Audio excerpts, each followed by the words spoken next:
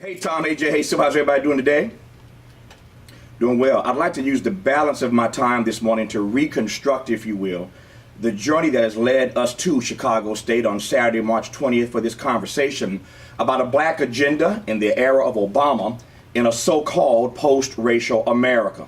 The reconstruction of this timeline, this 14-year backstory to our gathering at Chicago State is absolutely essential to understanding why this meeting matters. You can join us at Chicago State by registering at tavistalks.com. You can watch us on C-SPAN at 8 a.m. Central Time, or you can join us live on ustream.tv/Tavis Smiley and post your comments live during our conversation.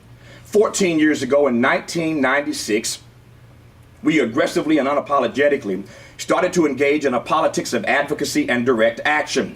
No longer was the TJMS just about entertaining listeners. The program decided it wanted to empower listeners. And so, in advance of the 1996 presidential elections, we got busy, you'll recall, with a grassroots campaign, in fact, a high-tech campaign for voter registration. The Tom Joyner Sky Shows, in fact, started out as a voter registration event, as Tom called it, a party with a purpose.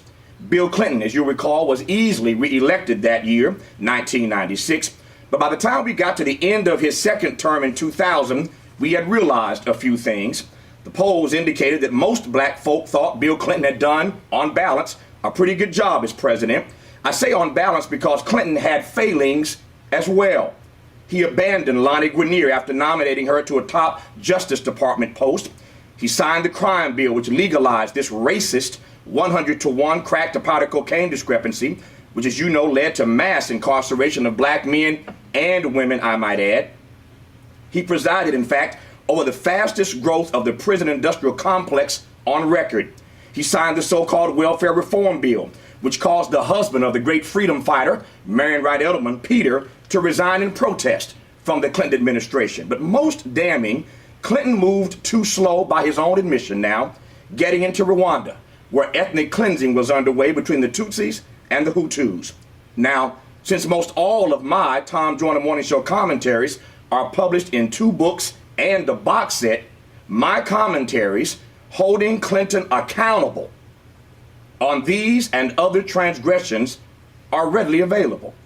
Al Gore was the Democratic nominee in 2000, and because there was concern that Gore might not even be as progressive as Clinton was, we started the SOBU, State of the Black Union conversations, as a way to be heard, to hold Al Gore accountable, and to leverage our black votes.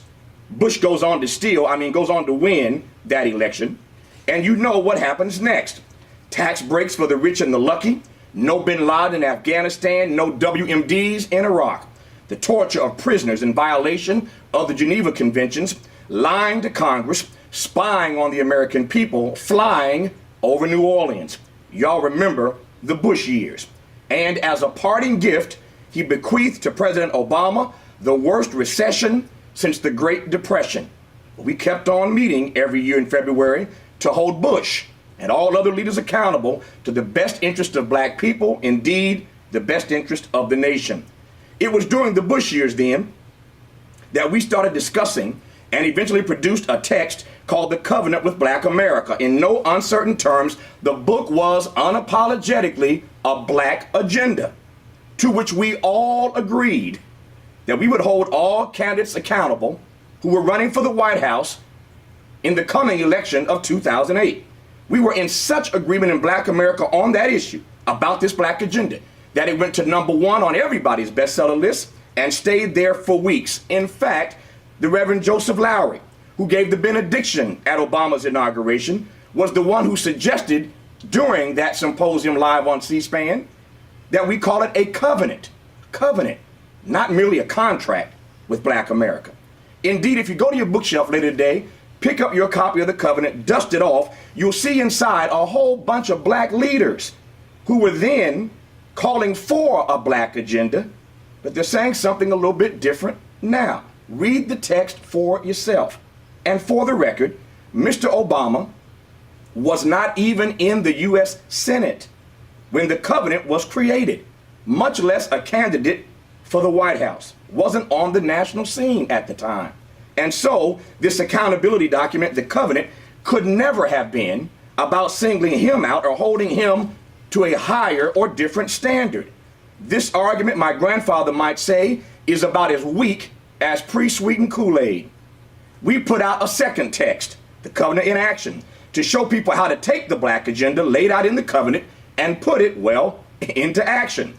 This argument then that all we have done is to talk, that we never produced an agenda or a plan is simply this morning not true. Furthermore, the argument that this has been about selling books and making money is equally untrue. All the money from the first book stayed on the south side of Chicago at Third World Press. All the money from the second book, the second New York Times best-selling book, Covenant in Action, went to create a website that's still up and running called thecovenantwithblackamerica.com, which does not generate revenue, it only disseminates information. The black agenda, though, laid out in these two books allowed us to have, you'll recall, 2 live presidential debates on primetime television that we were all in attendance at in 2007. Now, by then, of course, Senator Obama was in the race for the White House, but he was trailing Senator Clinton almost 3-1 in black opinion polls. Go back and read your history. He was trailing 3-1 inside of Black America when he was on the stage at Howard University. That was the case until he won Iowa. And then, as the Obama campaign predicted, once black folk got to know him, they would support him. They did. And the switch was on, and some Negroes started acting like they'd been down with Obama from jump. Now, silly me, I think that no matter who the candidate is, we're still going to talk about holding everybody accountable to this black agenda that we've all agreed to.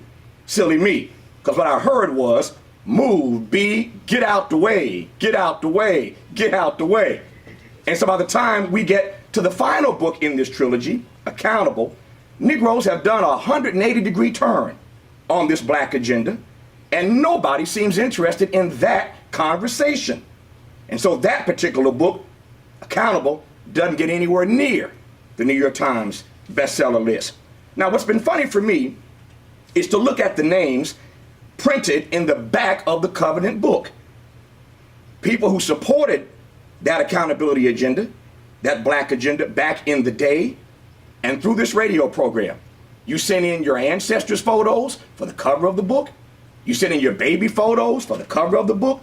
Funny for me now to look at the names printed in the back of those books. And many of these same folk have since sent me some of the nastiest emails and written some of the most virulent blogs I have ever read. Now, finally, for those who say that this is about Obama not showing up in New Orleans for the Sobu in 2000, excuse me? He showed up for Sobu in 2009 as the president of the United States. He thanked me, and I thanked him. Y'all got to let that argument go. Here again, about as weak as rainwater. Now, as much as folk want to make this about me, it is not about me now. It has never been about me, and it never will be about me. And please know that I am okay with the long view of history on the depth of my love and the consistency of my love to a black agenda in the best interest of black folk. I'm okay with the long view of history on this. And so here we are on our way to Chicago State in 2010 to stay true to what we believed then and what we believe now. That when you make black America better, you make all of America better.